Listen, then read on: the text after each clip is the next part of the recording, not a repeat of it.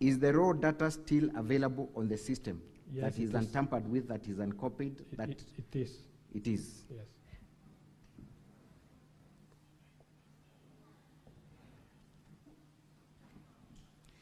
You have also been accused of not producing a certificate of electronic evidence to demonstrate the procedure you used. I've confirmed that. Kindly, for record purposes, confirm that indeed you supplied us with a certificate of electronic. Yes, sir. Where is that certificate contained? Volume 2, page 114. Thank you. What was the specific mode that you used to copy and print the logs? And how would you explain the fact that we had some logs that do not follow each other sequentially? Why would that be the case? The logs page was in 5 pages. So I had to copy the page by page. I copied page 1, paste in a notepad, and then copy the next page. So that is where duplication came in. I didn't counter check. But you confirm that the system has the logs intact, correct? Yes.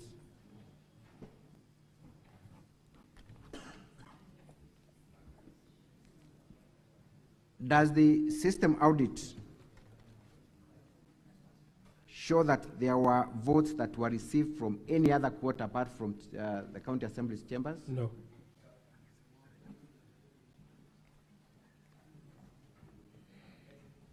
Did the members of the county assembly or any other person apart from you know the credentials that were going to be used in the voting exercise? No. Specifically, did the speaker know that it was the IDs that were supposed to be used as the passwords prior to No, the I announcement? communicated to him once he ruled that division was to be done and electronic voting was to be used. Thank you. Does the audit logs indicate that there was any activity that took place beyond the 11 minutes that were provided for voting? In regards to voting, no. So the only activity that is confirmed from the audit is activities that took place within the 11 minutes? Yes.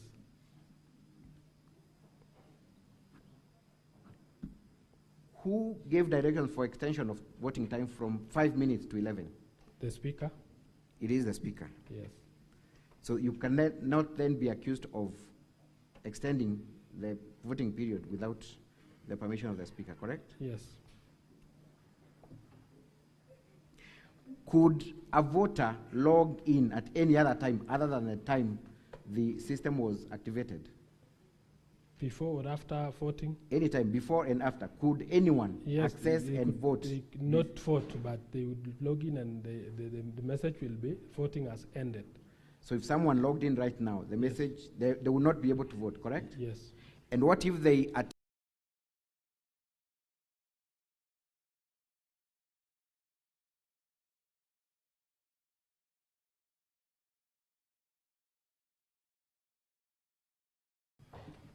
So what have you been using instead of his IPPD number? ID.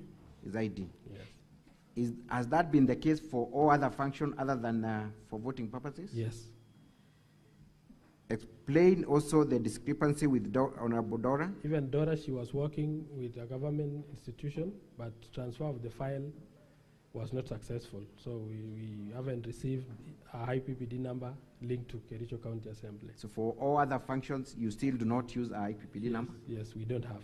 So was there anything wrong for you to use ID instead of an IPPD number as the user? In that case, username? no. Thank you. Lastly, Mr. Wanyama yesterday, in front of this house, stated that he was able to vote after the system was closed. What would you say? You only vote for an active motion that has been created, but not in the motion that has ended. Could Mr. Wanyama then be able to vote? By that time, I had created a demo page, which we wanted to come and use in this demonstration in case it was asked. So I was trying to create a page, another motion for demo. I had indicated it's a demo page, and use the credential of 2 honorable members because the information was with them. I hadn't changed the login details from the username and password. So for demonstration purposes, I was in a process of doing that, but when I realized there is somebody is trying to get into the system to do another place, that is when, as system administrator, I removed the page. So the demo page, in my understanding, could be a dummy page, Dummy correct? page, it was a dummy page. It has no effect whatsoever. No effect on the votes whatsoever. Thank you, Mr. Speaker, sir, and that is all for this witness. Unless the honorable senators have any questions. No, honorable senators, you may ask questions and seek clarifications, either direct to the witness or to counsel. Witness or to counsel. You need to do that under 2 minutes. Senator Veronica Maina.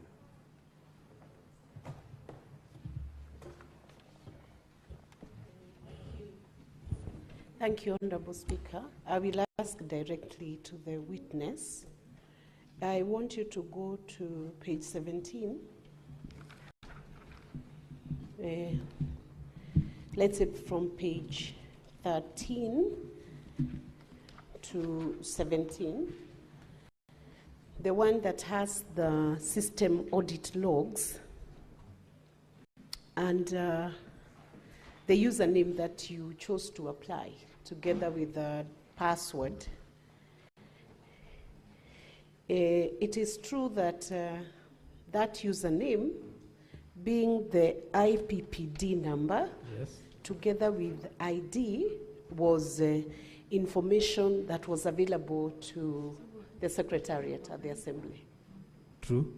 It was available, Yes. meaning anybody would have accessed if they had that information, like from the finance department where payments are made. But they were not aware about the link that I sent to the members and the username that they were using. I'm asking you if that information was available and somebody had the link, because the proceedings were public, everybody knew that motion was happening. Yes, They could easily access. that is true. The platform, this electronic voting system that you created, when did you create it? We started immediately when the standing orders were amended, and we didn't know when the division will come, so we were not so fast in doing it. I asked, when did you create it? A week before, 2 days before? 2 days before is when we made it live. In your ICT policy, you Yes. said you have an ICT policy Yeah, we have. in Kericho. We have. In your ICT policy, what process does that system, is that subsystem? Senator Enoch Wambua.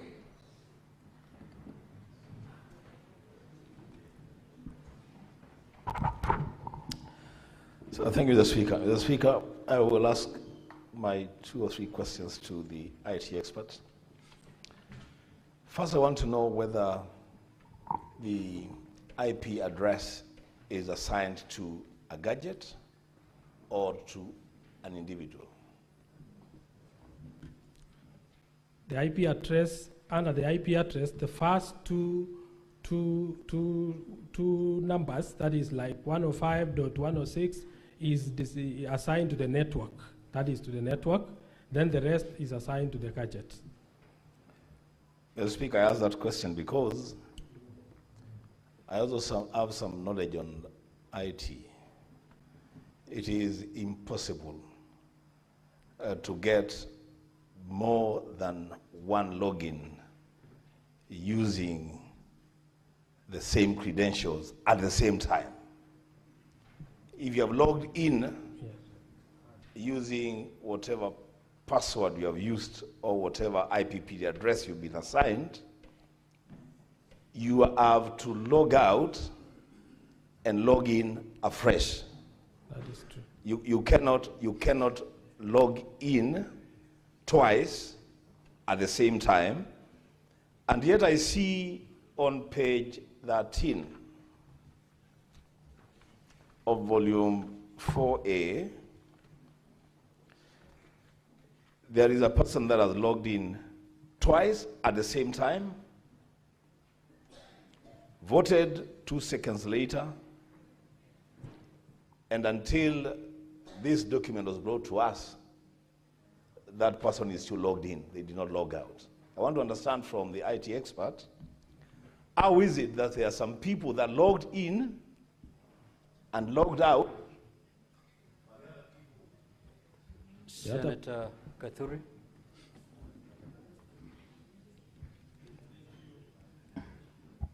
Thank you, Honorable Speaker. I have two issues, Mr. Speaker. One is maybe a comment on the application that was requested by the Governor's Council, whether she will release it now or later after we clear with the witness. If not, then I have a question for the witness.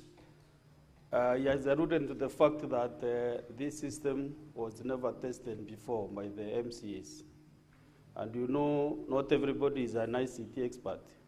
Actually, it is today I'm learning that Senator Wambua has some knowledge in ICT. I thought he's just a journalist. Myself, I'm an environmentalist, so I'm not an IT expert. Therefore, I'm asking the administrator of the system, why did you not test the system with your client, the MCAs, before you went to the vote? Because for sure, even ourselves, we have a system in this house, but we didn't even some orientation when the system was installed in the both houses of parliament. So why did you go that route? Did you put this system just specifically for the vote of the impeachment motion? And if you are not accurate or you are not sure whether it will work, or members won't be able to use it, why couldn't you go the manual way? Because members were in the chamber and they could have voted in a very verifiable manner. Thank you, Speaker. Senator Onyonka. Senator Richard Onyonka. Thank you, Mr. Speaker. I wanted to go back to the clarification I wanted to seek. You made a presentation and I got halfway through and I felt I actually didn't get what I expected you to educate me on. How many people, according to you, voted? 33. 33 people? Yes. Okay. Senator Mungatana.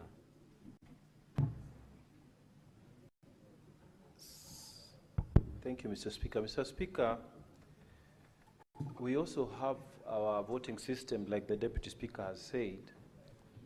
What is not clear to me is that how, and I want you to clarify to me, we are 47, like you are 47 Yes. in your place when we are doing some voting. And we take only like 2 minutes. When the system starts operating, it's like 2 minutes, 60 seconds. In fact, 60 seconds, everyone has voted.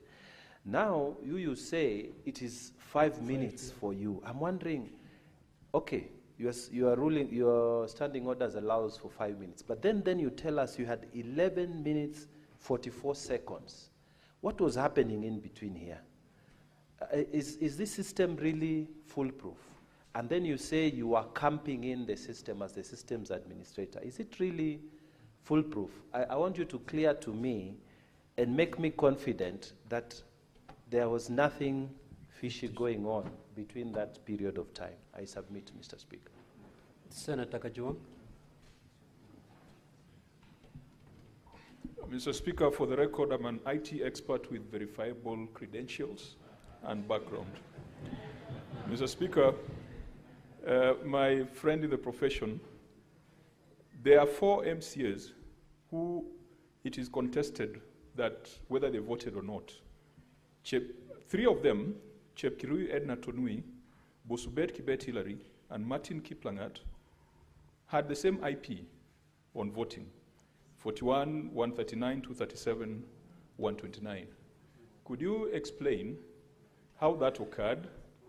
And if you are challenged to provide the MAC addresses of the devices they were using, are you able to provide that to differentiate the votes of the 3? And then finally, I listened in amazement as Council for County Assembly say that they copied and pasted logs. Mr. Speaker, in 2017, a similar matter came up before the Supreme Court. it was established that logs can only be verifiable if they're extracted in the presence of both parties. And so, Mr. Speaker, it's very difficult to admit logs that have been generated by one party, copied and pasted, and where council even admits that there are errors as far as they are concerned. Is the county assembly willing to extract the logs in the presence of the governor and the presence of an independent witness provided by the Senate, as was established in 2017? Thank you. Senator Chiranke. Thank you, Mr. Speaker. I'm not an ICT expert, so I will ask basic questions. I'm a lawyer. Mr. Witness, and I request that you write down, does it mean, I have had the assertion that there are some MCAs who have Mulika Mwizi phones. Does this SMS link are able to send to Mulika Mwizi phones, the one for voting? Number two, in Standing Order number 77 was adopted and passed by the House in October 2024. Does it mean that the County Assembly has an obligation to train the MCAs from Standing Order number 1, all the standing orders in the standing orders of Kericho County Assembly? And finally, I have seen, that's clarity. Does it mean the IPPD and ID numbers that belong to MCAs through the Speaker, does it mean that those numbers are available to the public? Public meaning people who work outside. For example, does the governor and the county government, the county executive of Kericho aware of the IPPD and ID numbers of the MCAs within the county assembly? And finally, Speaker, on this issue of, you have seen on volume 1, page 6, that there are some MCAs who did not go with the phones into the chamber. After the adoption of Standing Order 77, were they aware that they were supposed to receive their links or SMS links in their phones? I yield, Mr. Speaker, sir. Senator Mogeni. Yes, sorry, I just want clarification, page 31. Did you say that the IP address that looks similar, these MCAs voted from the same gadget? We have the static IP within the chambers. Did they use the same gadget, the same laptop? These three who assisted? With the static IP, it can allow multiple users to log in using that static. It doesn't. Same gadget? Maybe the person who was inside the chambers can confirm how they voted. Okay. If you were to assist one MCA, roughly how many minutes does it take? One who doesn't understand the system. Like a minute. A minute? Yes. Now, finally, there is one who was assisted at 1922.27 seconds, and the next one was assisted at 1922.33 seconds. Can you move from one MCA to another within 5 seconds? Which one was that? Excuse me. Can you assist two MCAs within 5 seconds? Kindly refer to the volume, please. I said at page 31, yes. You assisted an MCA at 1922.27 seconds. Yes. And the next one, 1922.33. That means the difference of 5 seconds. That is the issue of the static IP. It can allow multiple devices to log in using the same IP. You know, I'm referring, the IP address is the same. Yes. The explanation is that the gadget was one. They were using the same gadgets, unless we are lost. That's the clarification I need from you. You need to convince me what happened. IP address is the same, and the time taken is 5 seconds. If you convince me, I'll be persuaded. I'm lost there. Do you get me? Yes, I do. Would you want to respond to it, or you respond later as you respond later. to that? Okay. That should be easy. The only clarification is that Senator, the use of witness, static. Yes. Witness. Yes, Honorable Speaker.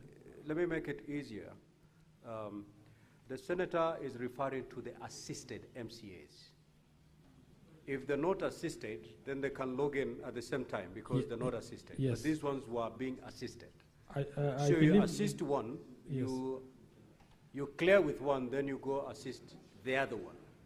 Now his concern is the efficiency that was deployed in that in assisting we those, had two ICT officers within the chambers. And we have the static IP. I think the issue came from the static IP that we are using in the chambers. Senator Boni. Thank you, Mr. Speaker. Mr. Alfred Korir, yes, you have truly impressed me with your honesty when you're responding to the question raised by the two young lawyers from the governor's side. I would like you to uphold that standard. And the question is this. Cybersecurity expects the highest standards. The reason why end-to-end encryption is the standard, specifically to address what is disturbing us now, namely to make it impossible for unauthorized persons to access the system. yes.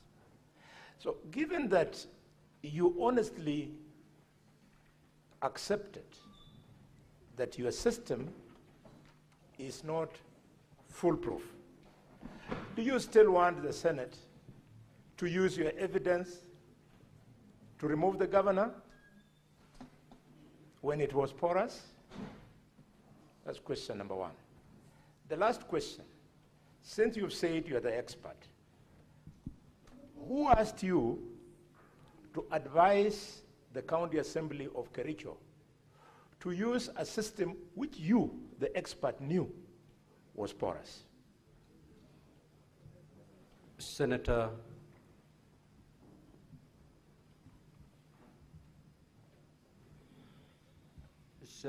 Beatrice Akinyi.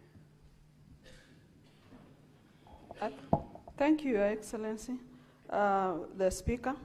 Other than policies of the Kericho County, e-voting systems must comply with other national existing legal and regulatory frameworks. Is there any nationally that you think you may not have complied with?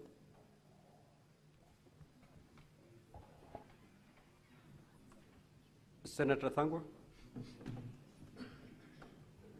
Thank you very much, Mr. Speaker. Yes, it is true an assembly can have a static IP address. That is the router. But that router will give different IP addresses to all the gadgets. So you cannot have an IP address the same from each gadget. I'm an IP expert, IT expert. My question is, yeah, verified. My question is, it is hypothetical, Mr. Speaker. From the IT department of Kericho Assembly, can you recommend your system to IEBC so that probably they can use this system in the next general election? That's one. And question number two, Mr. Speaker, question number two, we have seen that one IP address voted about 9 times. My question is to the Council for the Governor. Are these 9 people who are voted for the one who have already done an affidavit to say they were voted for? Those are my questions. But Mr. Speaker, this is a classic case of a proxy voting system. Thank you. Senator Moma. Thank you, Honorable Speaker. To the witness, the matter before the Senate is for us to determine whether there was a valid vote taken in respect of the impeachment of the governor, how many MCS voted, and I would want you to indicate how many MCS were present, how many voted, and can you confirm that nobody voted for any MCA? Is that evidence before us? Senator Kisang, order Senator for Narok County.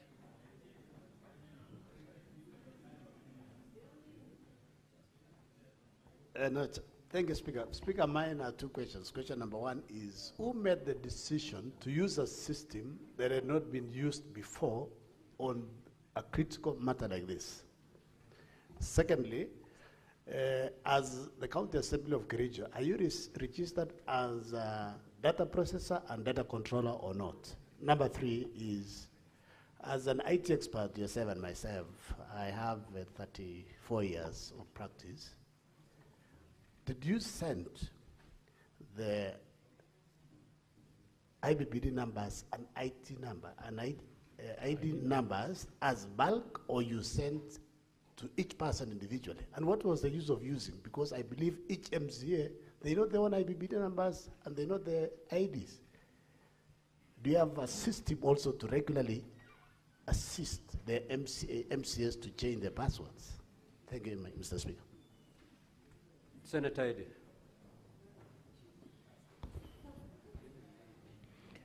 Thank you, Mr. Speaker. The expert in the House, yesterday when you argued on the principles and requirements of a secure e-system, you argued that ID was the best to use for password generation. Yet we know that any member of the public's ID numbers are everywhere in the county documents. So why was there no other, or do you have any other way that you could be able to have given password access? For instance, generation of OTPs, so that it is a second layer verification. Number two, this was the first time you are adjusting the existing system to a voting system. And therefore you say that you designed this system to meet that in the shortest time possible. In an event where Senator Kajwang has asked for us to access the logs, and the governor said to access the logs, in an event where you cannot share with us that, can you share with us a rational unified process, especially looking at the project duration and software increments that you did? Can you share with us that in this house, or can you take us through your RUP process? Senator Lelegwe.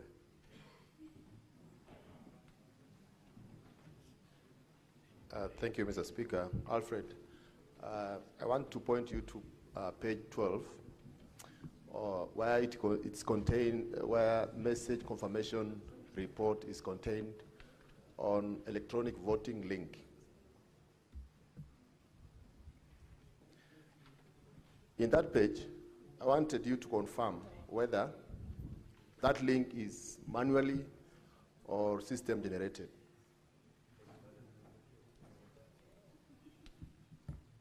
Are you done, Senator? Two, if it's system generated, why is entry number 13 a 25-digit number while all others are 24-digit number? Senator Chute.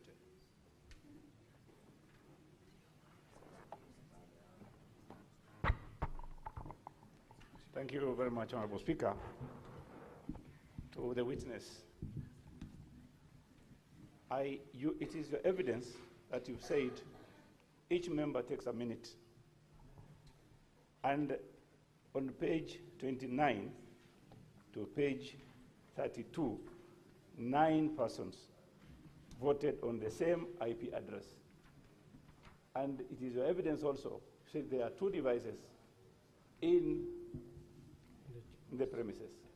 So the IP address is on a particular device. So my question is, unless you want us to remove the governor on a flimsy excuse, why should you use the same IP address? That takes 1 minute for each person. That is already 9 minutes. How is it possible that these people took 9 minutes to vote on the same IP address? Definitely they've used a system. So tell this Honorable House, how did it happen that you used 9 minutes for 9 persons? Thank you very much, Honorable Speaker.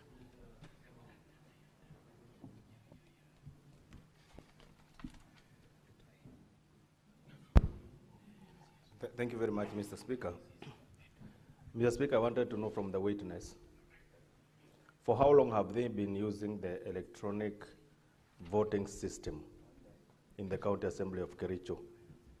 That is point number one. Number two, I also wanted to know, in the event of system failure, which system have they kept in place to assist the members of County Assembly of Kericho to vote? Thank you, Honorable Speaker.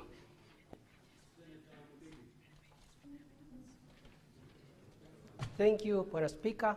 Swali langu ni kwa mkurugenzi wa IT. Hii ni mara ya pili ya kutumua gavana wa Kericho. Na unajua kuna tudhandi. Katika kona zote, kila kitu yote siku hizi ni IT. Kama ni kwa election, kama ni nini, siku hizi watu warudi kwa numbers.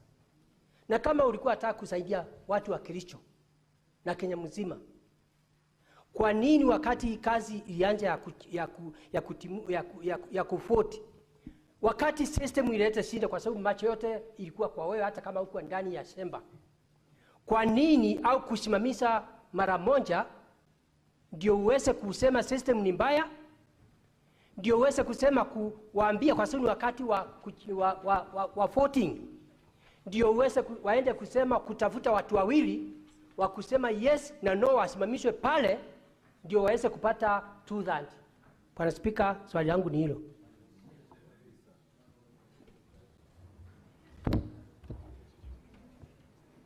Thank you, Mr. Speaker, for this opportunity. My question to the witness is, I want to know if this Peter on page 15 of volume 4A and 16 and 17 who tried to log in so many times and the login failed, if he was ever assisted to vote. And I would also want to ask, this is a very heavy matter of impeachment, and when we look at the system, it had problems. How come you continued with it and allowed MCS to vote through the same system which had difficulties in voting for an impeachment? This is a heavy matter. Thank you, Mr. Speaker. Senator Wamatinga. Thank you very much, Mr. Speaker. My question goes to the IT expert. You know, in the age of cybersecurity, I waited for you to mention what kind of firewalls you had put to ensure that we do not have unlawful intrusion. If you did have such a firewall, would you kindly provide us with the logs that showed that there were people who attempted to log in and they were actually denied entry? The second question is, why was it not easy for you to use randomly generated passwords instead of you designated passwords to the MCAs which could be manipulated? Thank you, Mr. Speaker. Senator Shakila. Thank you, Mr. Speaker. Mr. Speaker, it is unfortunate today we're doing the job or the work of the MCAs on how they voted, whether they voted or not, which is not our work as a Senate, Mr. Speaker. Mr. Speaker, we can as well call those the MCAs to come and vote here to establish the truth of the matter, because it seems now the doubt is how they voted, who didn't vote, and how many times, which is not our work. We are here, when a governor is brought here, we look at the issues and impeach the governor, or we save him. But now we're doing the work of the MCAs, Mr. Speaker. That is not the work of this House. It is very unfortunate. We either bring those MCAs here to vote before the eyes of the senators to establish the truth of the matter and close this case once and for all. Thank you, Mr. Senator Speaker. Wakoli. No question there.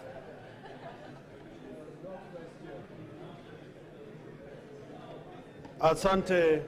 Order, honorable senators. Senator Wakoli, you may proceed. Mheshimiwa Spika, kulingana na mawasilishi ya mawakili, kumekuwa na mtafaruku kwamba kuna wale walipiga kura kupitia simu na wengine kupitia vipatakalishi. Langu ni je, ama kwa Wakenya waelewe, ni kina nani walipiga kura kupitia simu za rununu na wangapi walitumia kompyuta? Pili, kulingana na uweledi wa mtaalamu huyu, kuna thibitisho kupitia kanda ya video kama sasa jumba la Senate wa Kenya wanafuata moja kwa moja. Kuna thibitisho kwamba waliopiga kura walikuwa ndani ya jumba la County Assembly, ama ni wapiga kura hewa ambao tu kupitia nambari ulizosema wanathibitisho. Na mwisho kabisa, wewe kama mtaalamu, iwaje hauelewi mfumo, mbinu ama sheria ambazo zapaswa viongozi katika jumba la county kupiga kura? Asante Mheshimiwa Spika. Senator Morango James. Asante sana Mstahiki Spika, nilikuwa nimezima kwa sababu swali nilikuwa nataka kuuliza lilikuwa na Senator Wakoli. Take your seat, Senator Methu. Mr. Speaker, sir, I would just want to confirm from the witness who is on the stand, and the witness has taken an oath. There are so many documents here. The witness on the stand has sworn with the Bible. Mr. Witness, just a confirmation. Is it your position before God and before the Senate that indeed 33 MCAs voted or 28 MCAs voted?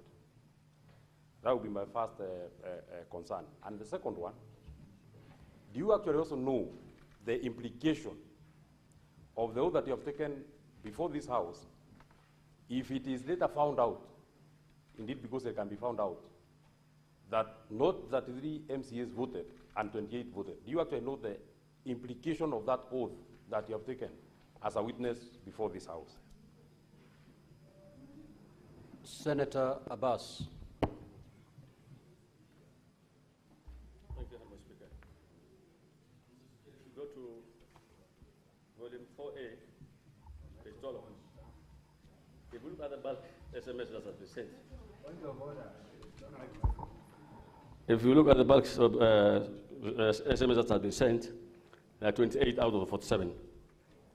So why did the member send, I mean the witness sent only 28 and not 47 as a bulk SMS? Two, you have 47 MCAs, and I think they are all in the chamber at that time. Where are those who abstained and those who have not voted against the governor? Senator Olekina.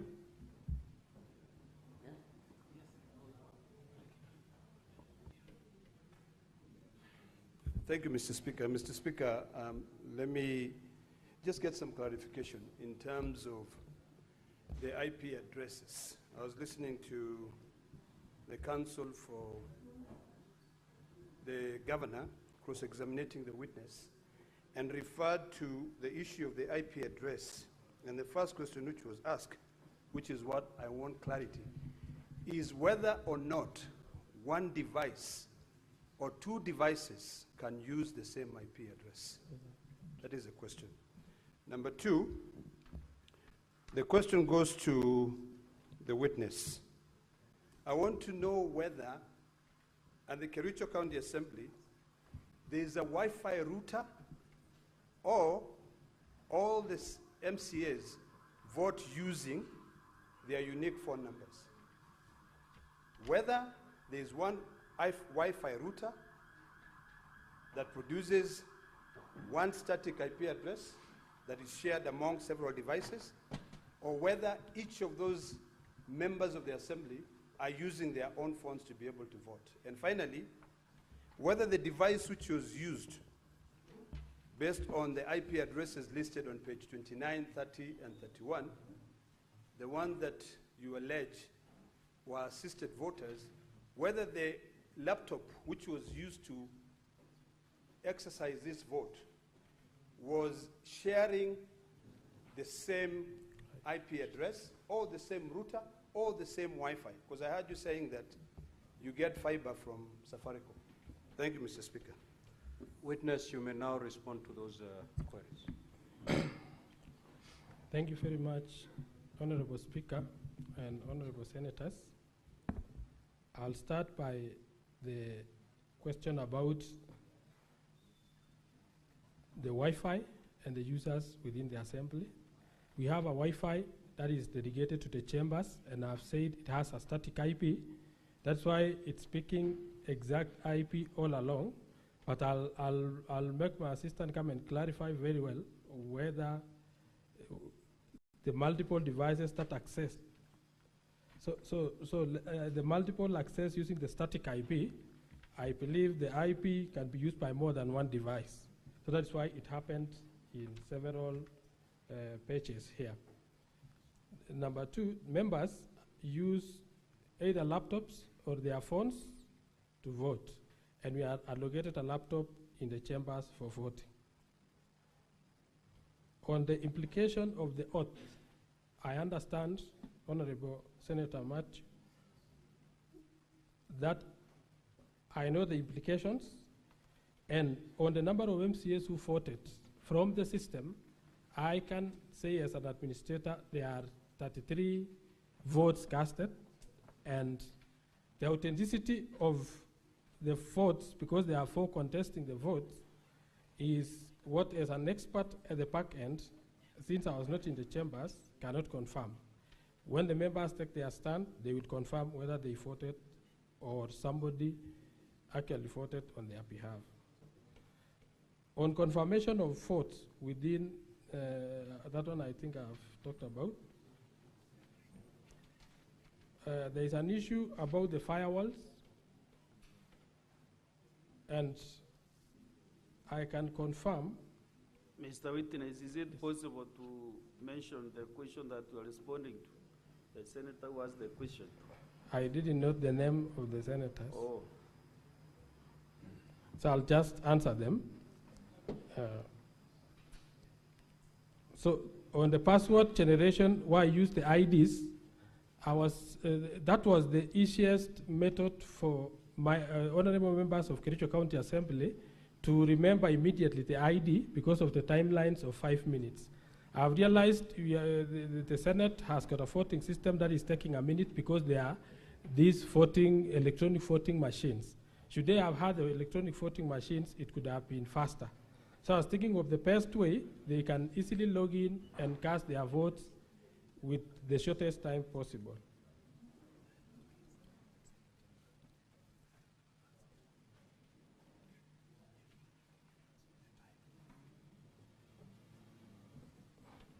The issue of alternative voting when the electronic system failed is available in the standing orders where they could have taken a roll call, but at that time the results didn't indicate that there was an error or there was a problem with the votes, since it recorded 33 votes.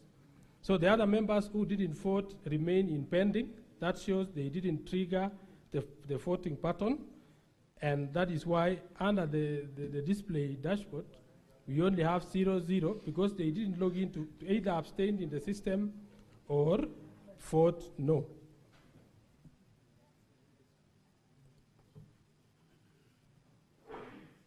I think I can answer those ones.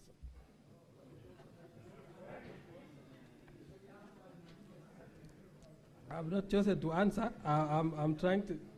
The decision to use data processor, the decision to use data processor or data experts. I think I didn't get that question correct. Honorable Senators, you know, if the questions have not been answered, it is you to make the decision at the end of the day in one or the other. So you cannot force him to give you answers that he doesn't have. So if you are done, then we can step you down and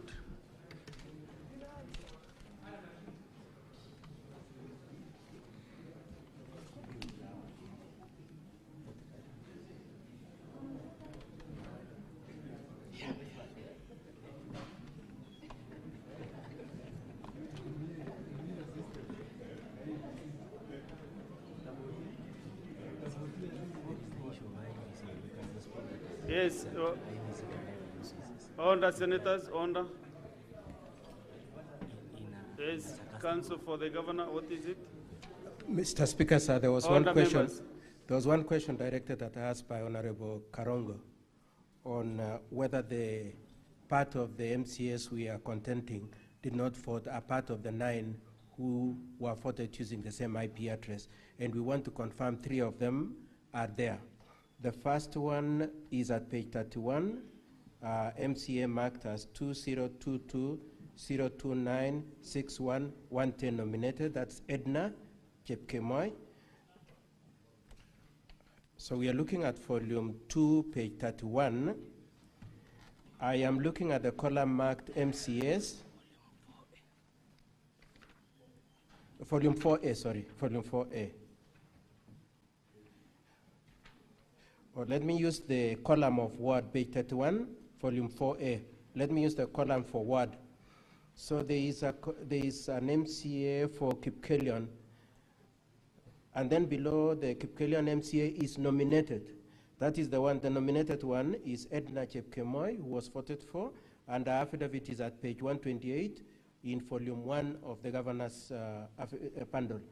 Then the next MCA is in the column of words is Cheplanget, and that is Hilary Bosuben Kibet. And this affidavit is at page 121 of volume 1. The third one is at page 32 and is the MCA for Kukerwet, Martin Cheruyot Kiplangat, and this affidavit is at page 121 of volume 1. Thank you, Honorable Senators and Mr. Speaker, sir.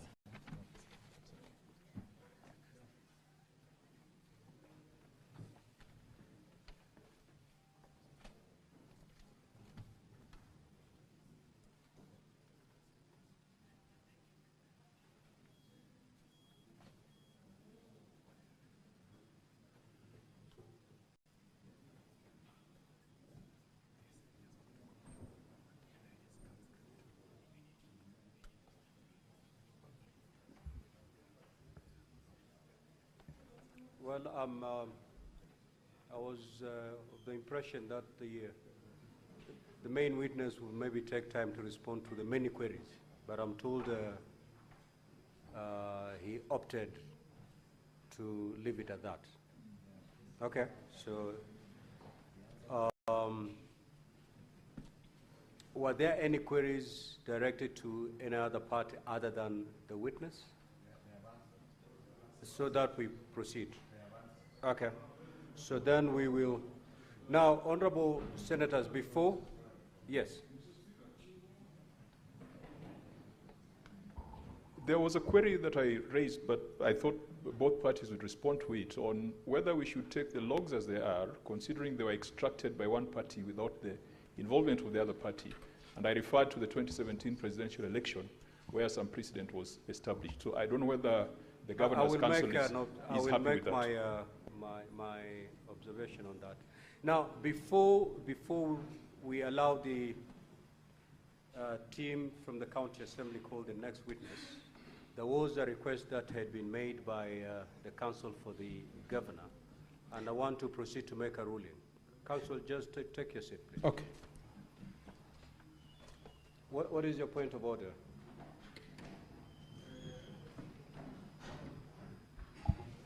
Honorable Speaker, before you make that ruling for the application which was sought by the Governor's Council, Mr. Speaker, in your ruling yesterday, you indicated that Senate will make some determination on threshold before voting on the main impeachment charges. Mr. Speaker, listening to the witness, the examination in chief, the close examination, the examination, and also maybe point of clarification from the senators. Honorable Speaker, before we make this decision tomorrow, whether there was threshold in the County Assembly, we didn't need an expert, Honorable Speaker, to assist us to verify the information that has been brought to this House, Mr. Speaker. You know, the side of the county assembly, they are defending the voting was right. The other side, the governor's side, they are also defending their goal that the voting did not go on well. So, Mr. Speaker, because the Senate leaders should be assisted, I'm not doing this application to assist either sides, but for the benefit of the Senate of the Republic of Kenya, because tomorrow we'll be making a very, very critical decision whether to allow the impeachment process to proceed, to vote for the impeachment charges or not, Mr. Speaker. Mr. Speaker, we have an ICT authority in Kenya which has very, very informed experts. So, Mr. Speaker, we can get someone who can be able to look at all these ID, IP addresses, all these credentials, so that, Mr. Speaker, as we make our decision, we can make an informed decision. So if we get a neutral expert, then we can be better pleased, Honorable Speaker. Thank you. Now, Honorable Senators, this is my ruling on the request made by the Council for the Governor, and also to address the concerns raised by Senator Kajwang and also the Senator Fameru. Now, Honorable Senators, at the start of the proceedings this morning, Council for the Governor, Mrs. Katwa Kigen, and Peter Wanyama made an application to be allowed to call the expert evidence of one Mr. Job Okun Oguya, whom they claim to be an information technology expert. Council sought to be allowed to rely on evidence on behalf of the Governor on the report prepared by the said Mr. Oguya on 25th of August 2025, and his affidavit sworn at Nairobi on the 27th of August 2025. Now, Council for the Governor asserted that they had served the Council for the County Assembly by email with a report and affidavit sought to be relied on, and that the hard copies were available for circulation to honorable senators. Council for the County Assembly opposed the application, arguing that this was an attempt by the governor's side to introduce new evidence at this late time during the impeachment trial, and that this would be prejudicial to the County Assembly's case. Honorable Senators, you will recall that I undertook to make a ruling on the application after having sight of the document sought to be relied on by the Governor. I have since had sight of the documents. They are contained in a bundle titled Volume 5, His Excellency Eric Kipkoech Mutai Defense Response, Affidavit of Okun Job Oguya. In the affidavit, Mr. Oguya deposed that he holds a Bachelor of Science, Computer Science degree from Kenyatta University, having graduated in the year 2014, and that he's currently the project consultant, Security and Networks at Cyber Hub Systems, with the mandate to provide high-level threat detection penetration testing for clients. He further deposed that he was requested to analyze the extracts of the system audit logs, which are contained in Volume 4A of the County Assembly documents, and was also given the affidavit of Mr. Alfred Kimtai Korir, contained in Volume 2 of the County Assembly documents, to make observations on the matter.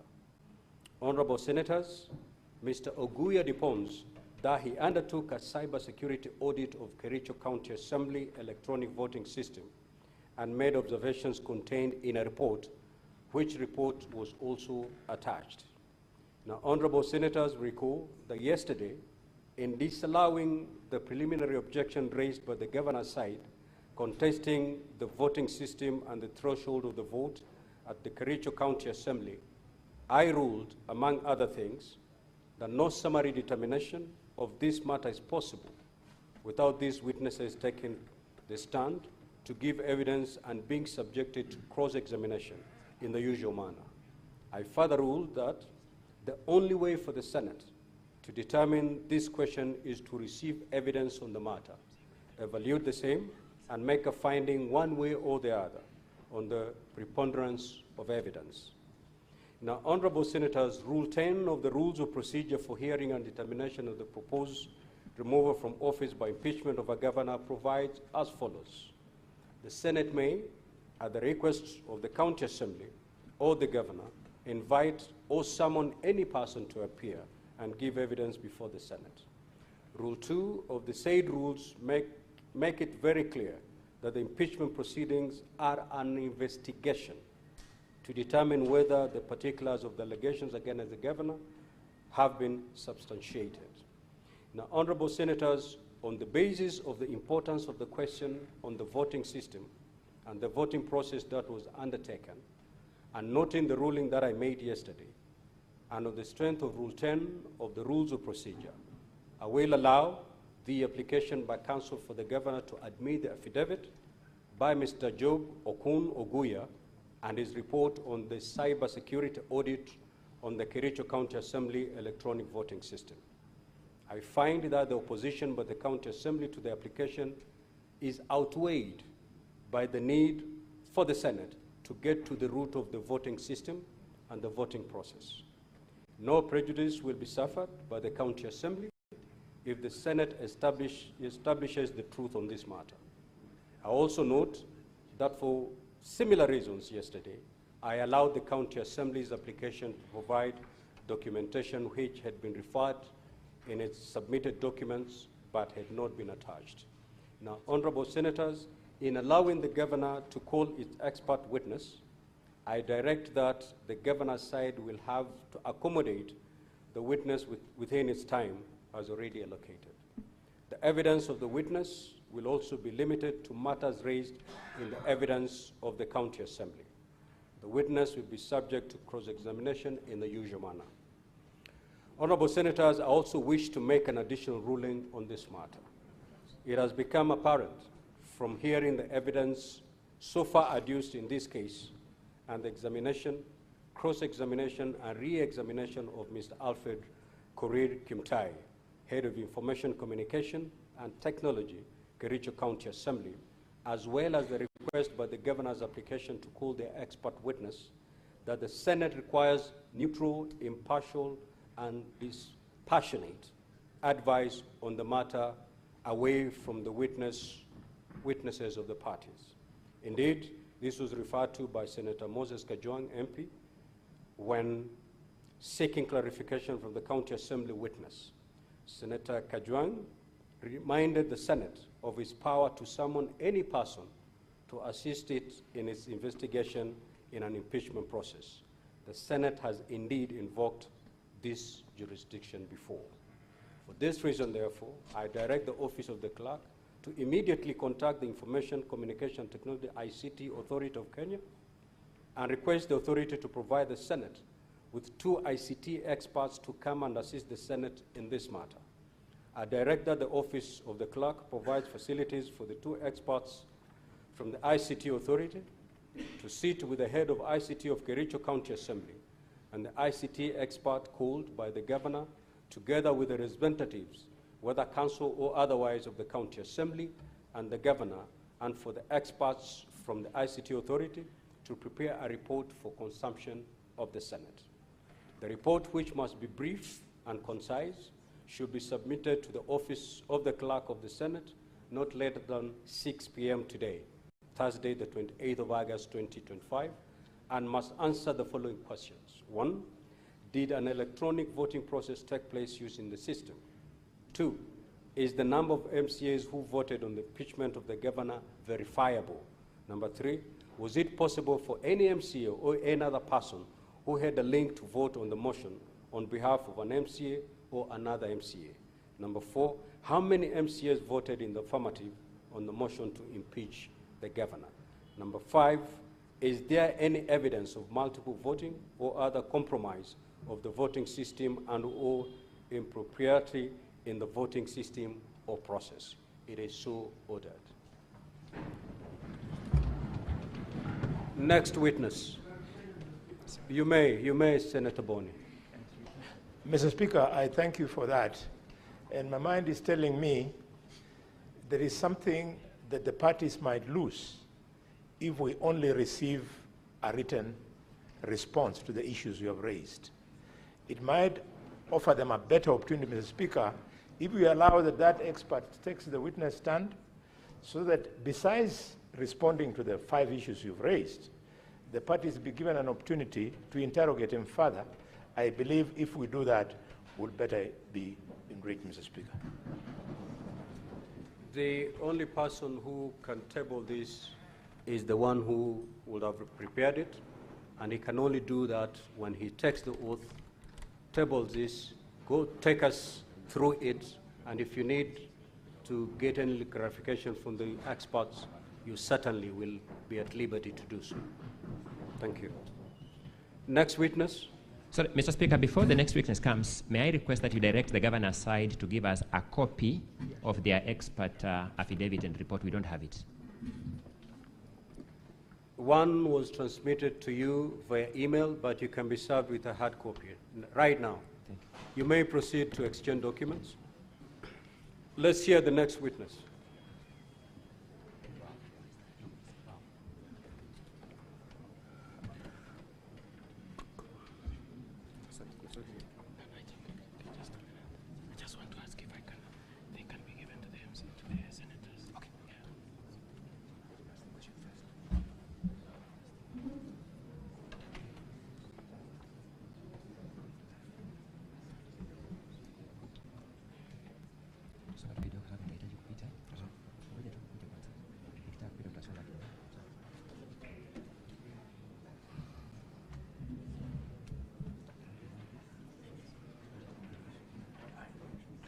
Yes, Counsel for Governor.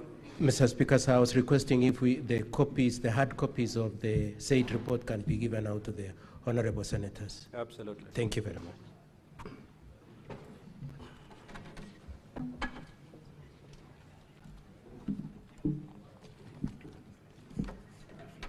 Now, Counsel for County Assembly, you have 57 minutes, and I note you still have 6 more witnesses to call. So apportion your time accordingly.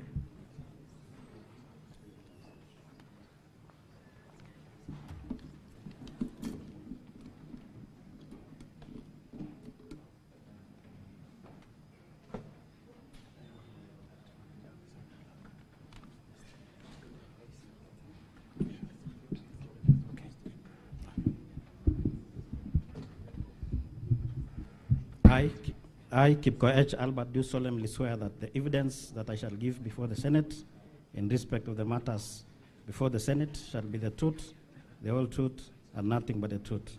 So help me God. Thank you, Mr. Speaker. We now wish to move to the next limb of the impeachment motion, which will be about the alleged theft of public funds. Tell the Senate your full name. Thank you. My name is Albert Kipkoech. Where do you live? I live in Kericho, a place called Kaitui, in Soin Sigawet sub-county. What do you do for a living?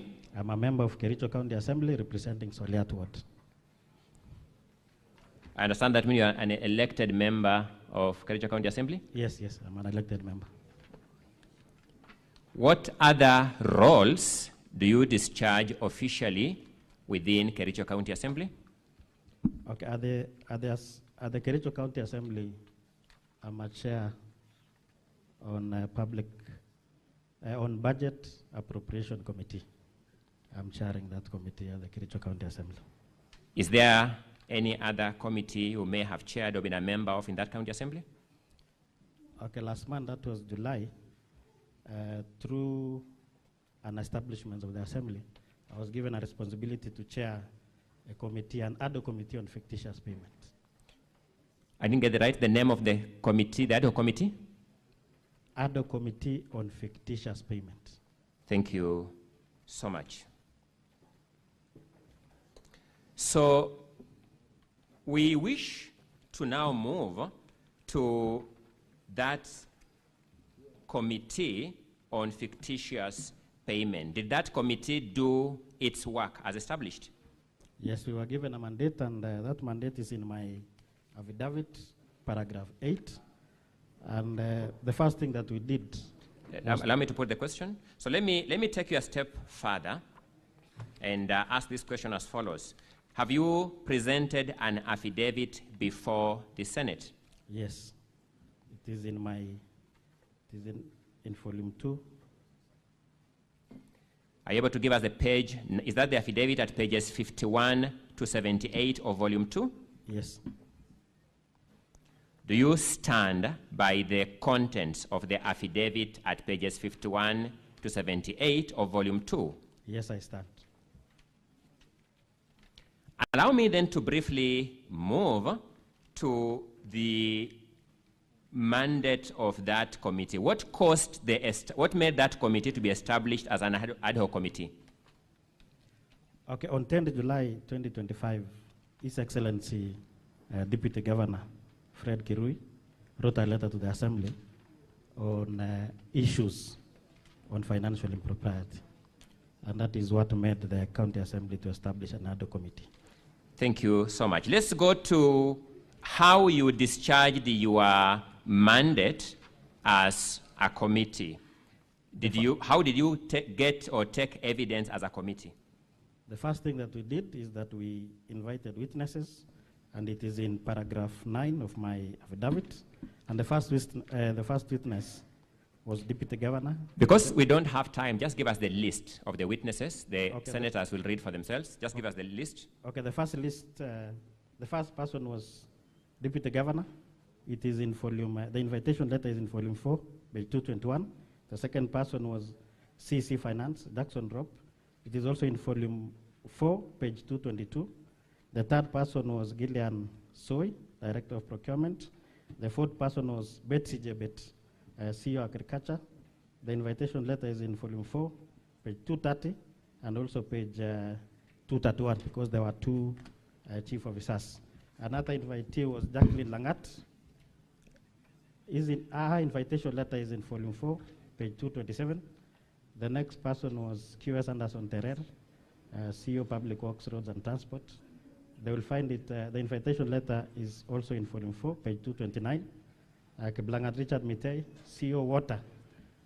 Invitation letter is also in volume 4, page 228.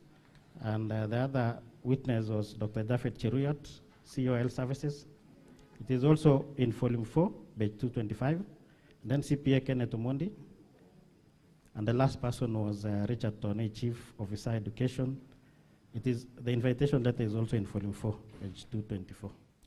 Very briefly, what material generally, in the interest of time, did these witnesses present to your committee? Okay, it is in paragraph 11. That is procurement plans, payment vouchers, local service orders, delivery notes, requisitions, and other relevant documents. So they essentially gave you accounting documents for the county government of Kericho? Yes. Did this committee complete its work and produce a report? Yes, we produced a report, and that report is in volume 4A, page 108 to page 190. Thank you. Generally, what departments in the county government of Kericho were of concern from the findings of that report? Okay, there were 6 departments. The first one is Land and Fiscal Planning Department. So let's go step by step. That Department of Lands, what were the key issues from your committee findings? The key issue is that there was a proposed repairs, decoration, and re-roofing works that was done in Kipkelion, and they paid without completing the works. That was the first one. The second one in the Department of Lands was public participation. What was the issue about public participation? They also paid, and the works were not, they did not do the works. Thank you. The second department? Roads. What were the key issues in the Department of Road generally? Double payments on detentions, and also falsification of documents. The next department? Agriculture. What were the key issues in agriculture? Splitting of contracts. Maybe you may explain, what do you mean splitting of contracts? Well, it is expected that works of more than 5 million should be subjected to opening tendering. Unfortunately, what the department did was to make sure that they procure works of less than 3 million, so that it fits requests for quotations. The next department? The next department is water. What were the key issues in water? They overprocured. Money that was budgeted there was only 1 million, but they procured works of more than 3 million. They procured goods and services beyond the budget devoted? Yes, yes. The next department? The next department is health. What was the issue in health? The issue in health is that they paid equipment that was not supplied to hospitals. What was the next issue, or the next department? The next department is the Department of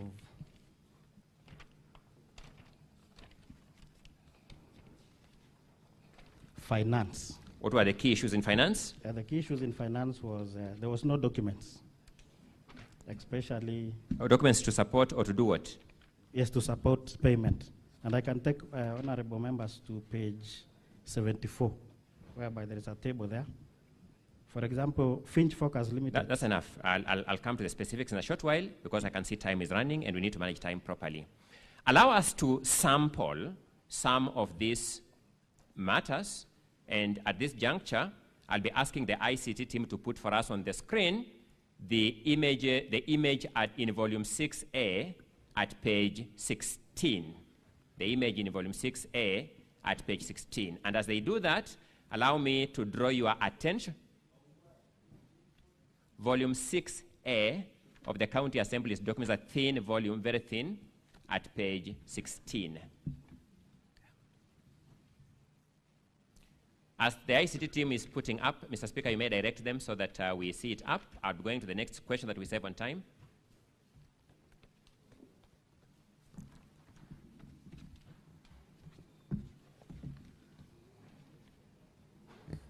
So, to be sequential, let us begin dealing with the Department of Lands, and in particular, the Kipkelion houses issue. I want you to look at volume 4, witness, at page 87. Volume 4 at page 87.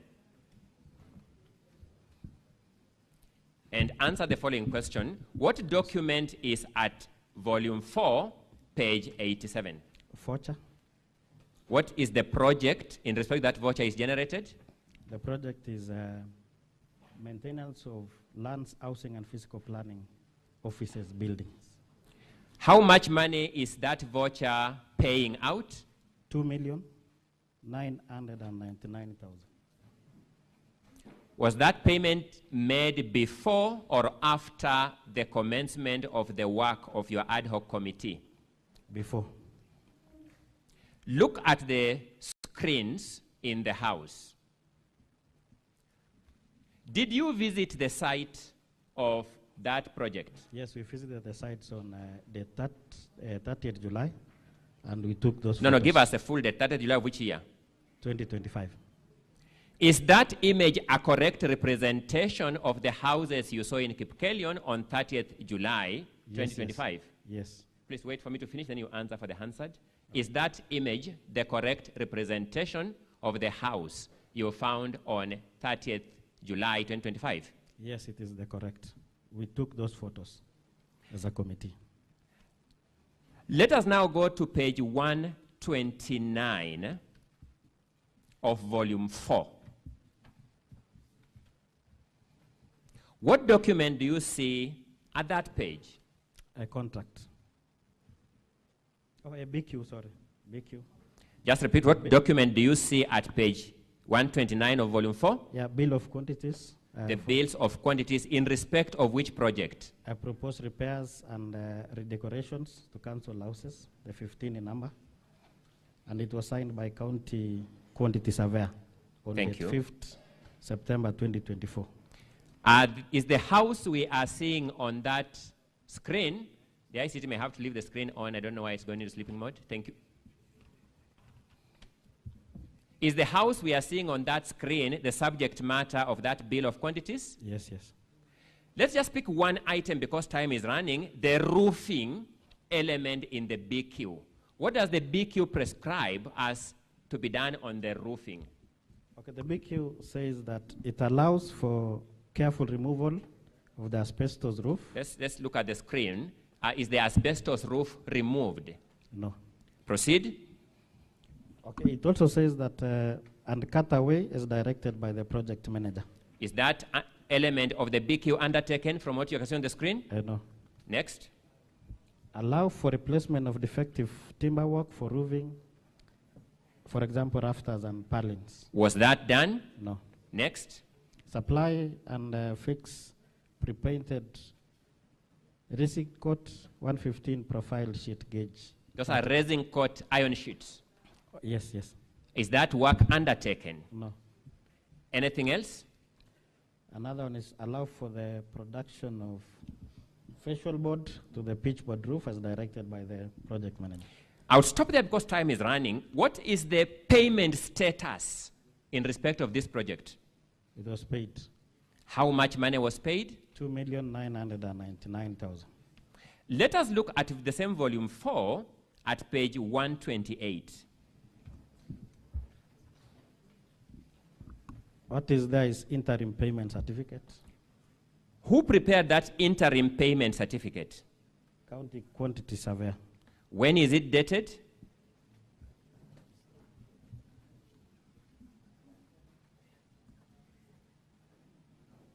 February 2025. Look at the municipality in respect of which that payment certificate relates. What is that municipality? Kericho Municipal Board. Sorry? Kericho Municipal Board. To your knowledge, are these houses at Kipkelion within Kericho municipality? No, it is not within Kericho municipality. What is the recommended figure to be paid in that interim certificate? 2,699,100 shillings. You may just look back at the voucher that we looked at earlier at page 87. How much money is being paid according to that voucher? 2,999,000. Let us pick some other element because this is the sample we are going to do for the Department of Lands and look at volume 4, page 92. What document do you see there? An LSO. When is that LSO generated on the face of it? 20th February 2025. Let's now look at page 93 of the same volume 4. What document do you see there? Invoice. When is that invoice issued? 6th February 2025. Between the payment invoice and the LSO, which one is issued first, according to those documents? An LSO is issued first before billing. Billing is invoicing. That's the practice. Yes. But those documents, which one was issued earlier? Invoice. The invoice was issued before? Before LSO. What do you make of that aspect of your evidence? Of course, this one is, they were forging documents so that they will be able to pay. Falsification of documents. Allow me to then move to the second element from the Department of Lands in the interest of housing, that is the Chelimo settlement scheme. As I begin putting these questions, I would ask the ICT to put on the board the document, the image at volume 6A, page 11. The photo at volume 6A, page 11.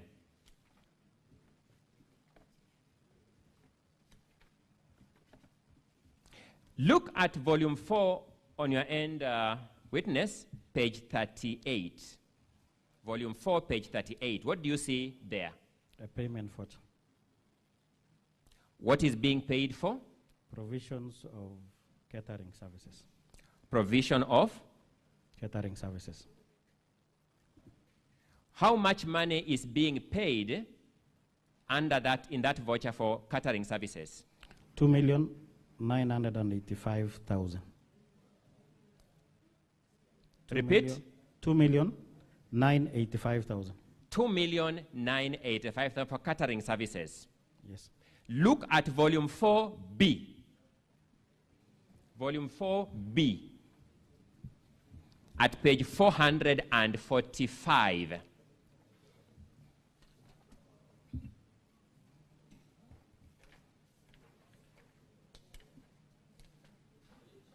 Page 445, 445. What do you see at that page? A budget. Sorry? A budget. County Government of Kericho budget estimates for the financial year 2024-2025, lands, housing, and physical planning. That is the budget for 2024-2025, Department of Lands. Yes. That is the department from which the voucher we have looked at earlier relates? Yes, yes. What was the budget for catering? You may find it as the fifth item from below, in that budget line, the fifth item counting from below. 1,500,000 shillings. The budget for that item is 1,005,000 shillings. And 500. And 500 yes. Shillings. Yes.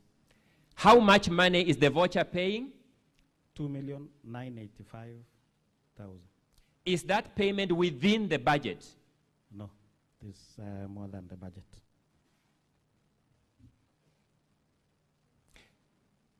Let's look at volume 4, the first volume that you are looking at page 41. What document do you see there? Invoice. To what transaction or event does that invoice relate? To Chelimo.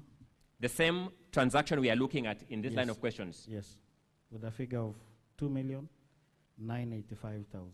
That's the invoice. Yes. Let's look at page 40. Before you go there, witness, my apologies for that. When is that invoice dated? 10th December 2024. 10th December 2024. Now go to page 40. An LSO. Sorry, what document do you see there? An LSO. A local supply order. Yes. This is in accounting terms, the document giving the contract. Yes. When is it dated? It was generated on 20th February 2025. Sorry, let's go step by step. When is it generated? 20th February 2025. Before or after the invoice is issued? After the invoice. The invoice comes first, then the contractual document, the LSO, follows. Is that what you are observing from these documents from Kericho County? Yes, that is that's what I just confirmed that's what you are narrating. So it's generated on 20th February. When is it printed? 25th February. You're looking at the far right-hand corner. Yes. 25th February 2025. When is it signed by hand? 21st February 2025. It is signed by hand in advance of printing. On the face of it. From the document, yes, it was signed before printing. In this transaction, between billing the county and contracting, the county contracting, which one came first for those documents?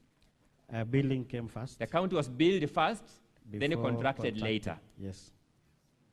What do these documents tell you as the chair of that committee?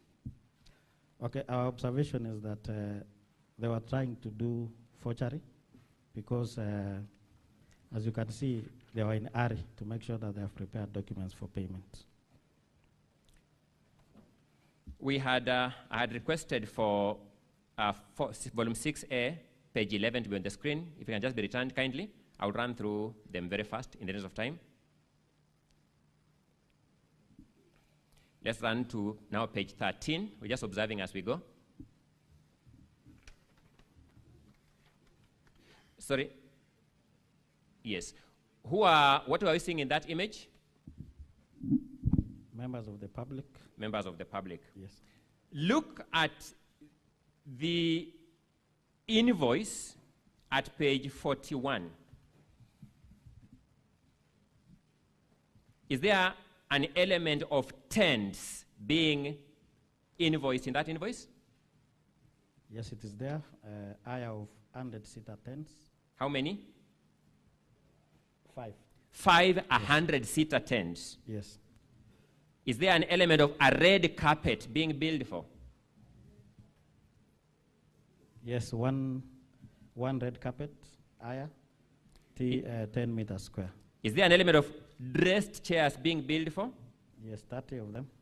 Are you seeing any of those elements in the images I've so far shown the senators? No, it is not there. Let's move to the next image, page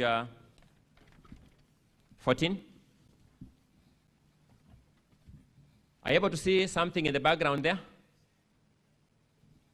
Are you able to observe a motor vehicle in that image, perchance? Yes, a motor vehicle. What is it Pro carrying? box, 2 speakers. 2 speakers. According to the invoice at page 41, how much is being billed for the public address system? 375,000. 375,000 shillings. Yes, yes. How many days did this activity take? 1 day. Sorry? 1 day. This was a one-day event. Yes. Date 6th December 2024. Let's then look at the same volume 4, page 77.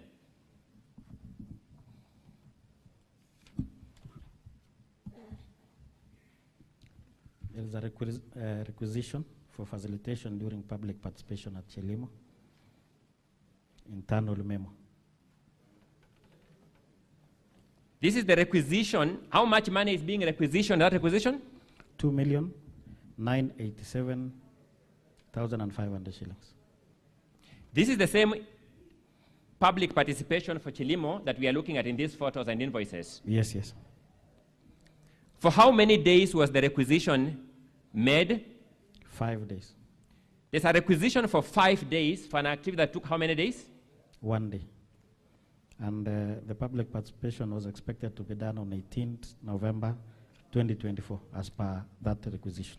And the invoices say it was done when? The invoice, page 40.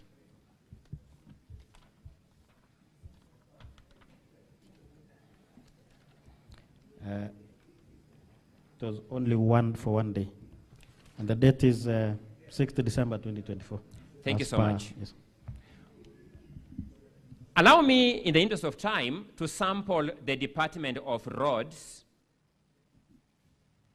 And for starters, I would want you to look at volume 4B. Volume 4B, page 343. Volume 4B, page 343. What transaction do you see at that page? It's an internal memo, a report on inspection and acceptance for construction of Lelsotet Bridge. It's an internal memo by the inspection and acceptance committee. Yes. What is the importance of that document in procurement and government financial terms? It will enable the department to prepare a certificate. A certificate. Yes, payment certificate. When is that memo dated? 27th September 2024. Read that date. That date is crucial. 27th September 2024. To whom is it addressed? Mrs. Lea Chirchir, CEO, Public Works, Roads and Transport. Is Mrs. Lea Chirchir, or was Mrs. Lea Chirchir CEO of that department at that time in history? No. Do you know Lea Chirchir? Yes, I know her. When did she stop serving as CEO of that department? 2022. 2022, following the election? Yes. Look at page 348 of volume 4B. What document is there? Internal memo, also for the appointment to inspection and acceptance committee. From who signs? Who has signed? Under whose name is that memo signed? Mrs. Lea Chirchir. When is that memo dated? 20th September 2024. 20th September 2024, this department is generating memos in the name of Lea Chirchir. Is she the CEO in that department? As we speak, she is not the CEO. At that time, was she the CEO?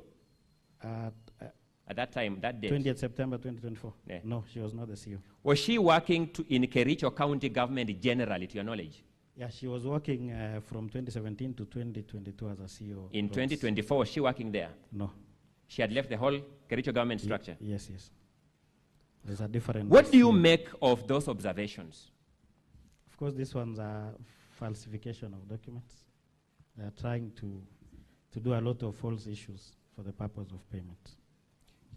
Looking at the time, we will now summarize for the senators where your observations are found for the rest of the transactions in your documents.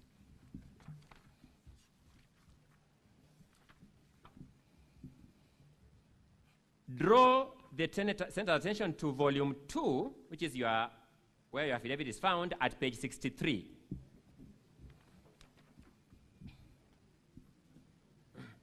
Then turn over leaf to page 64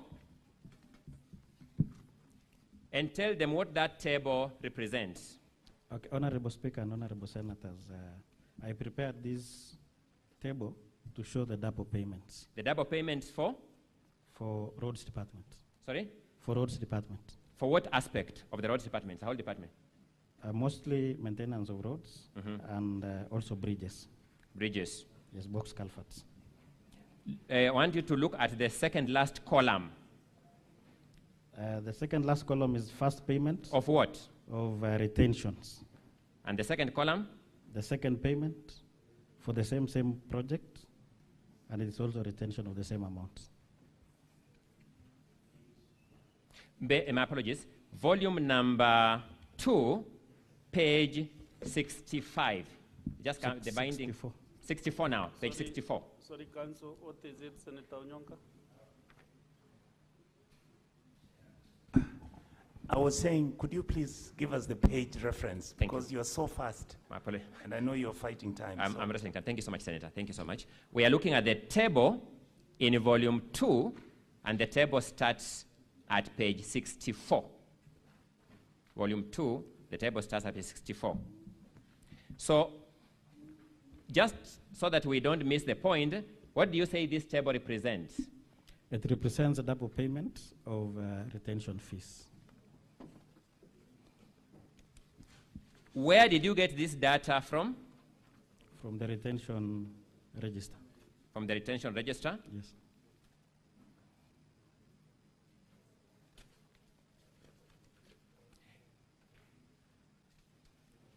Look at volume 4D.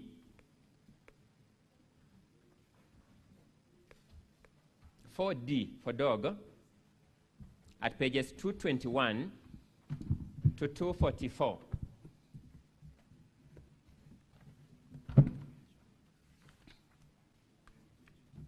What document is that? RTGS that shows payments. This is the RTGS register that shows various transfers of money from the county government of Kericho. Yes, yes. You're saying this summary can be found from those RTGS transactions? Exactly. Thank you.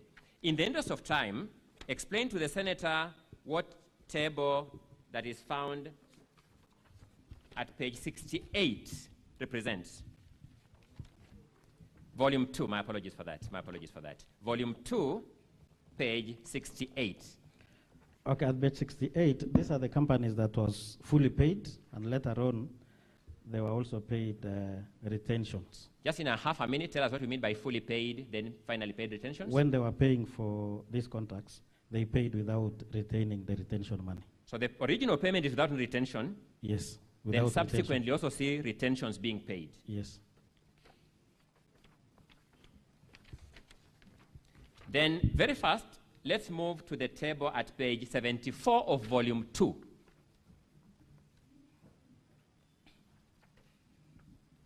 What does that table represent? It represents tender irregularities in the Department of Finance and Economic Planning. These are the supplies that was made without documents. For example, there was no tender. For example, this one, Fitch Focus Limited, they were supplying and delivery of stationaries. There were no professional opinion. There were no tender award letter provided. There were also no tender opening and evaluation minutes.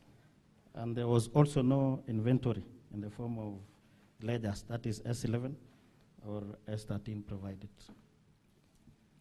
In a nutshell, what are you telling the senators at paragraph 25 on page 77 of volume 2 regarding the Health Services Department? Paragraph? 25 at page 77, yes. Okay, in that paragraph, the department contracted 2 companies to supply medical equipment at a total cost of 4 million. These companies, one of them is Afroscape Limited, at a cost which I would request honorable members to look at volume 4D, page 84, and also volume 4D, page 146, yes, whereby they splitted the contract. They split the contract to bring it within the permissible limits for request for proposals. Request for quotations. For quotations. In a summary, what was your quarrel with the Department of Water, Energy and Environment? The Department of Water is that in this department, they contracted Rolly Fengers Limited at a cost of Kenya shilling 2.7 million to supply office furniture, and unfortunately, there was no budget. What was the budget line for that item? 1 million. Sorry? 1 million. And how much, what's the value of the sum being contracted? 2.7 million. 2.7 million. Are these depositions in your affidavit true representation of what your committee actually established by looking at the documents? Yes, yes. Are those documents before these senators in full? Yes.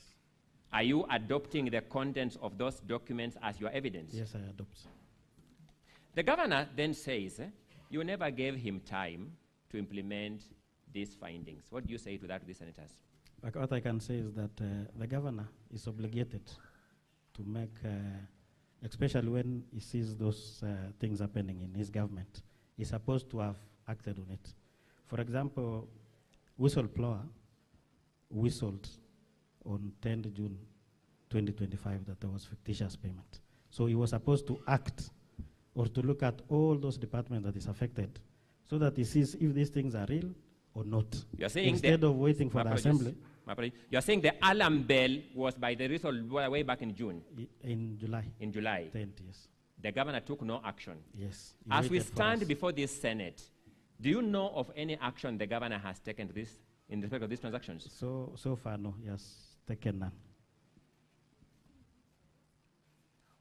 Mr. Speaker, in the interest of time, I can see my time is far much spent. We have another witness. I will rest these witnesses' testimony at that. Thank you. That's okay. Sergeant Adams, save some minutes, bring the next witness.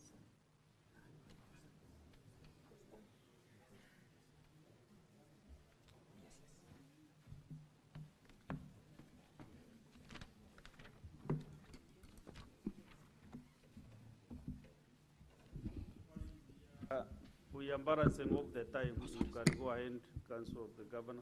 Thank you, Mr. Speaker, sir, and honorable senators. Good afternoon, Mr. Kipkoech. Good afternoon. Yes. Now, I want to start from the last answer you gave. You said that the alarm was raised in July. Council, you have 18 minutes in total. Yes. For cruise examinations. Yes, Mr. Speaker, sir. Thank you.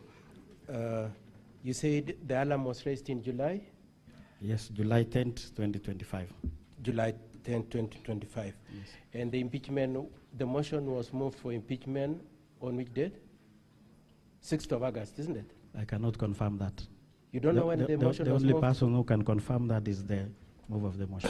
May I ask you, Mr. Kipkoech, yes, you are not in the assembly when the motion was being moved for his impeachment? Of course I was there, but I cannot answer for somebody else. Did you participate in those proceedings? In voting, yes, I participated on date 15th. On 15th? Yes. So if it is the issue of date 15th, I'll answer. And you don't recall, okay, that's okay. You don't recall that the motion was moved on 6th of August. You don't remember that? I will leave that to the motion mover. You don't recall or you do? Of course I recall, but I will leave it to the mover of the motion. So the alarm, as you say, was raised on 25th and the motion was moved on 6th of August. That's about 10 days, isn't it? Which alarm are you talking about? The motion for impeachment on 6th of August. You say the alarm was raised on 25th of July, isn't it? Okay, the alarm on fictitious payment. Just ask me on issues of fictitious payment. What was whistleblowed? Who is It was asking the question, whistleblowed Mr. on Kukwet? 10 July Who is 2025. asking the questions? I'm asking you again. Yes. Your point through your counsel was that the governor had had time to act, isn't it? That was your point. Yes. And it is because he had the alarm as on 25th of July, isn't it? That was your point, isn't it? Okay, the alarm. Mr. Speaker, sir, I am really struggling with time. If the witness could just answer without being obstinate. Yeah, you should just answer it. But I've not said anything Either about yes 25th. or no. If you don't, you are not aware, and just say no, Yes. yes. Did you say the speaker had time to act, the governor had time to act? Yes. And when was the, according to you, when was the alarm raised? The alarm on fictitious payment was raised on 10th of July. Of 10th of July. Yes. And so as of 6th of August, when the motion for his impeachment is being moved, he had had about 20 days, isn't it? Basically about 25 days. Yes. And according to you, that was adequate time for him to have acted, isn't it? Yes. Okay. Now, I want to move on to a different issue. These fictitious payment report, the other reports, were they sent to the governor? Yes, it was sent to the governor. Were they sent before the motion to impeach or after? Before the motion. Before the motion? Yes. Which date were they sent to him? 5th of? August. 5th of August. Yes. Just a day before the motion for impeachment, isn't it? The speaker has told you to answer the question, please. If you don't know, say you don't know. They were sent a day before the impeachment, isn't it? Yes, a day before. Okay. And that one day was enough for him to act?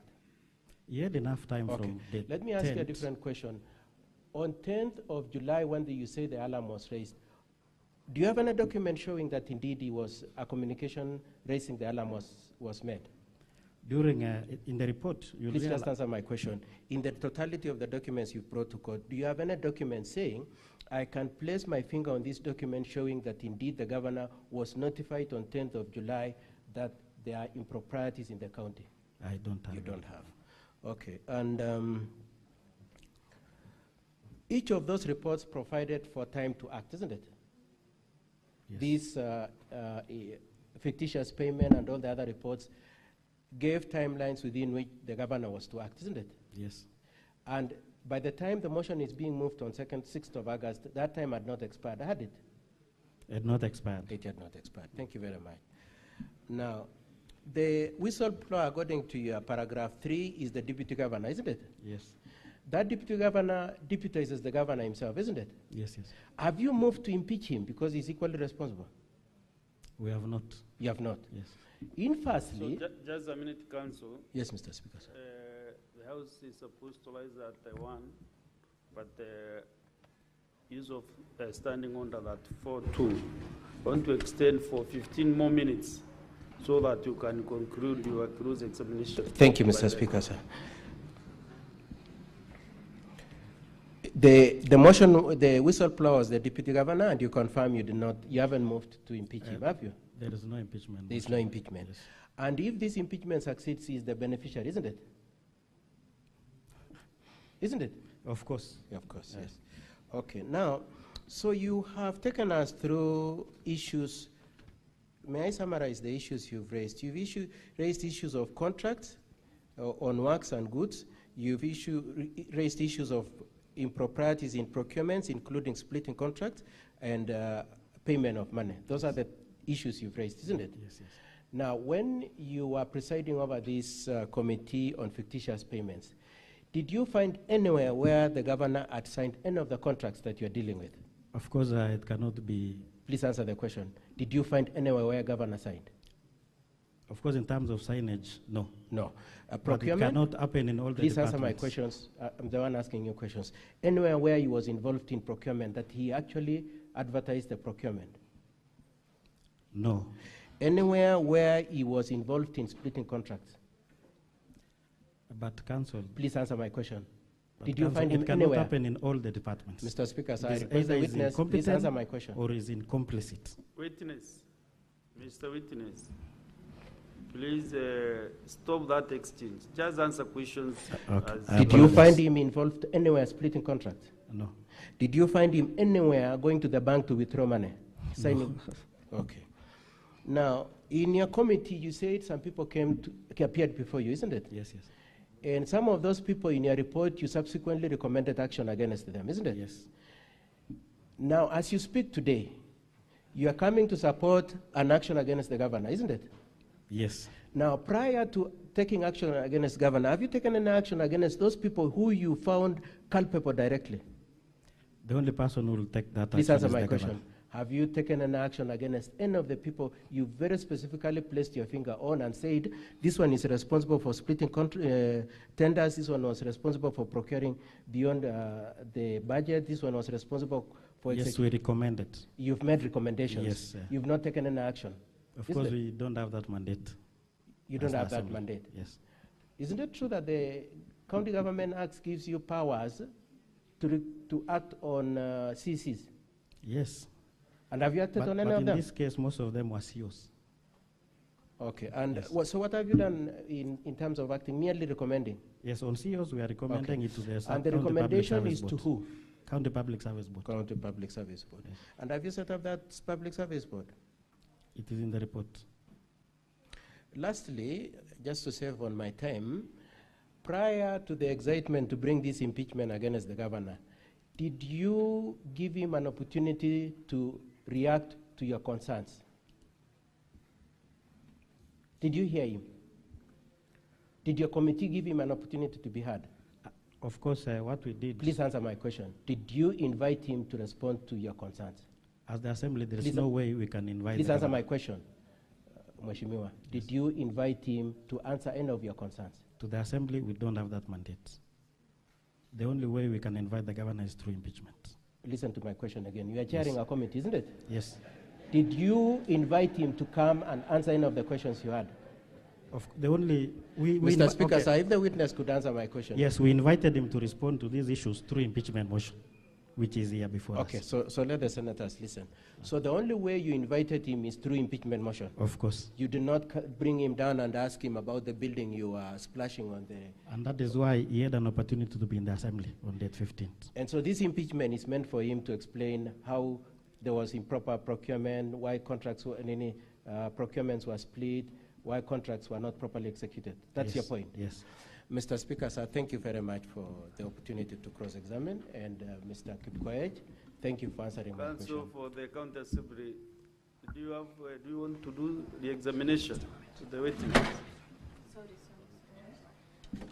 Yes, Mr. Speaker, I have some 2 or 3 clarifications through the examination.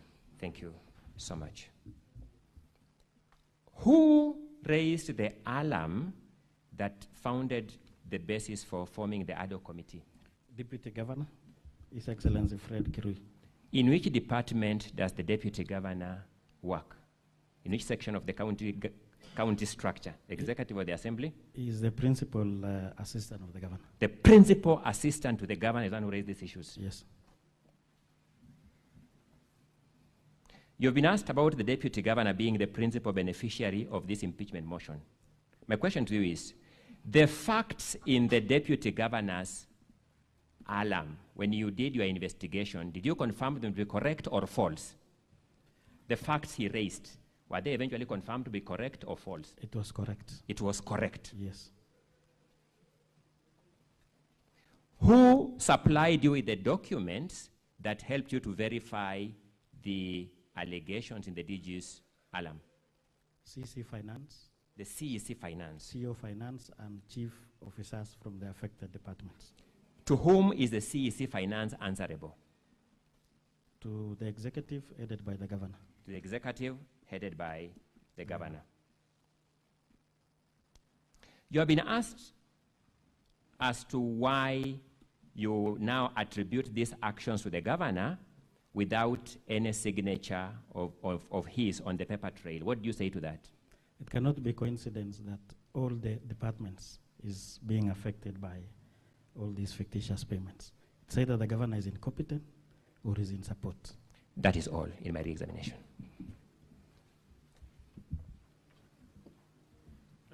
We have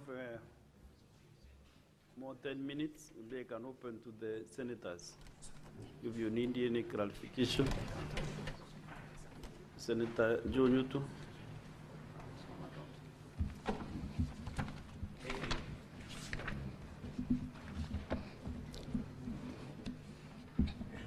Thank you, Mr. Speaker. I just need to seek some clarification from the witness.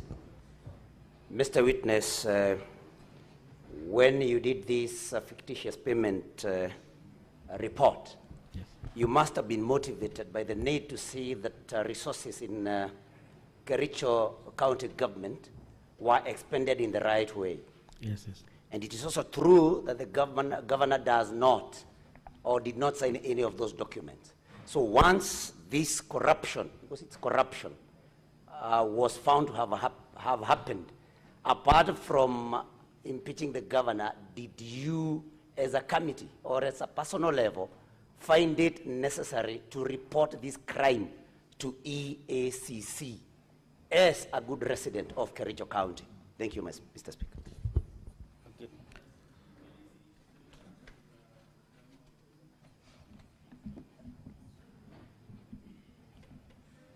Thank you, Mr. Speaker. Mr. Speaker, I have a couple of concerns here. These are issues that we deal with on a daily basis, issues of accountability.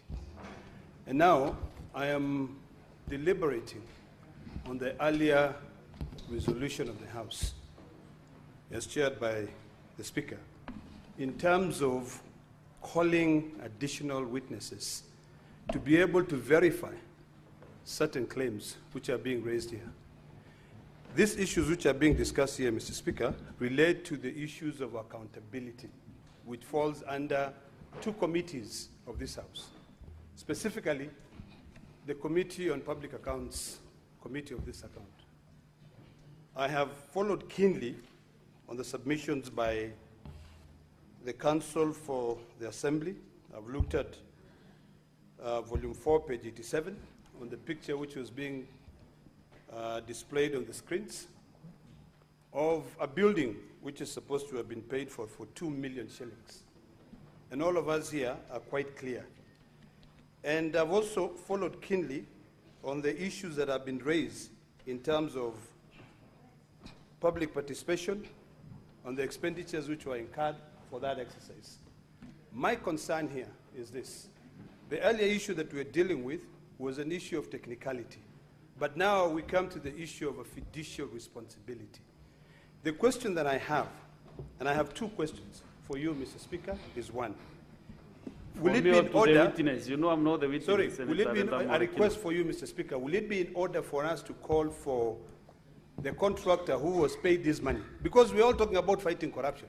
If a contractor was paid 2.8 million to fix a building and it was not built, we need to be able to separate fact from fiction. Number two, now to the witness.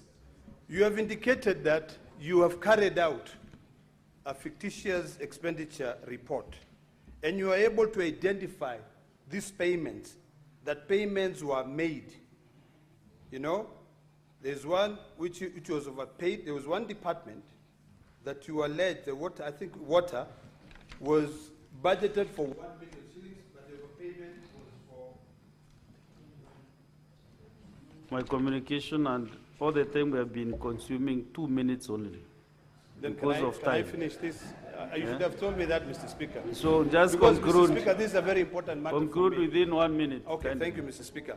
So the question is, you are indicated that in the water department, the budget was 1 million, but the procurement was 3 million. Did you verify clearly that these payments were paid out, or was it a budget or a planning budget or an actual budget? Finally, Mr. Speaker, on the issue that I've raised, I've requested you, can you please guide this House in the matter of expenditures that have been paid out, whether we can verify that from either the controller of budget or from the contractor? Let the witness answer or clarify those issues. Maybe okay. he has an answer for you, Senator Orekina, that he has the documents to justify his allegations. So witness, you have 4 minutes. Okay, thank you, Honorable Speaker. The first question on ESCC report from... Under Senators, witness, proceed and give your responses. Okay, when the Deputy Governor appeared before another committee, he confirmed that he wrote a letter to ESCC on the said fictitious payment. We also invited the County Secretary, who confirmed that they have also received the reports from the ESCC. So when we saw that already the ESCC has a report, we decided to deal with the issues that we were expected to do by the Assembly. On the issue that was raised by Senator from Narok, we have a budget, and that budget has only a figure of 1 million. And when the CC appeared before us, he confirmed that all the payments in that list of fictitious payment was paid. So which means it was overdrawn in that fourth line item. Thank you. Senators, are you done with the answers? Yes, yes. Then I have 2-3 minutes for other senators to still ask their questions. Senator Kericho, Senator Kericho Tabitha.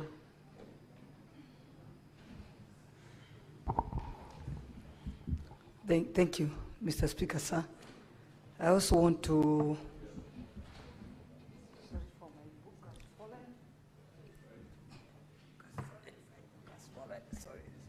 Sorry, my apologies. I also want to ask the witness, Mr. Witness, because I believe a county is governed and it has systems and structures. And I believe your department, I mean the committee you hold, plays a great role. Yes. Let's come to the procurement plans, the payment vouchers, and the local service orders, deliveries, invoices, and all that. So I would really ask you how it happened that money was paid prior to the job being done. So where do you come in? Or is it that you are just, is it called stamp? Just a committee for stamping things? Because I don't think the CEO, I've been a CEO of a company, so I know the CEO does very little. He depends on the people on the ground. I'm supporting what you've done, because as the MCAs, having a code for when you see misappropriation of your funds and all that, is you deserve to be commended, because some of us, we come from counties that misappropriation of funds is a everyday business, but we've never had any, even our MCAs attempting even to impeach our governor. So congratulations for that. But for now, Senator, I just want to understand. I just want to... Senator Tabitha Keloche, let the witness answer you within less than 1 minute. If you have... But the time is over. Yes, witness, okay, answer that. Okay, thank you, Honorable Speaker. What prompted the investigations to be done by the Assembly was the letter that was sent through the Speaker by His Excellency the Deputy Governor, so that we start investigations on that fictitious payments. Honorable Senators, more senators will have time in the afternoon to still seek for clarifications. I can see we have so many on my screen. Senator Veronica, it is already 1:15 p.m. And then the County Assembly will have 20 minutes as balance of your time. And then also the governor's team, 9 minutes for examination of other witnesses. Therefore, senators, it is now 1:15 p.m., time to adjourn the Senate. The Senate therefore stands adjourned until later today, Thursday, 20th August 2025 at 2:30 p.m.